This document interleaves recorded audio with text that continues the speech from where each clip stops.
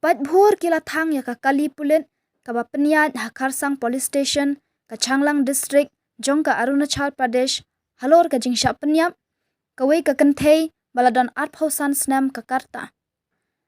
Kinong ya khi kila dawa ya ka jingbishar hok nak benta ka kenthei ka balasha penyap barban IT ya ki badon kti ban penyap ya ka. Kila don kumbashis pa angut kibriu balaya lumlang Hakarsang Police Station bat hadin kila thang ya ka kali pulit ka ba penyeng hapo kerpong ka thanat hakamit sngi balang.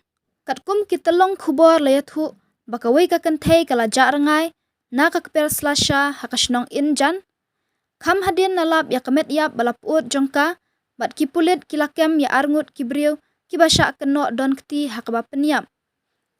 Superintendent of Police ka Changlang Umihin Gambo ulaong mentalala bante lakam ya ka jinglong jingman ka Kharsang ki pajba ki dawa ban penshitom ya ki badon kti ngila persyang bante lakam ya ki hari kila thang ya ka kali pulit ka ba penyeng Hakarsang Police Station.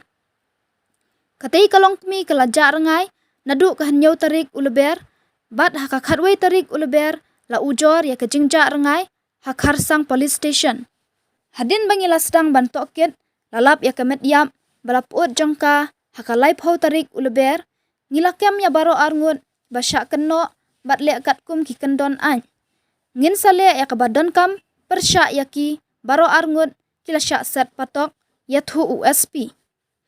Ya ki basya keno latip kerteng kum Dinesh Mardi baladon arpho arsnam bat u Arun Kisko baladon arpho snam ke Karta ki badai na Asam bat kitrei haka karkhana slasha Hakarsang.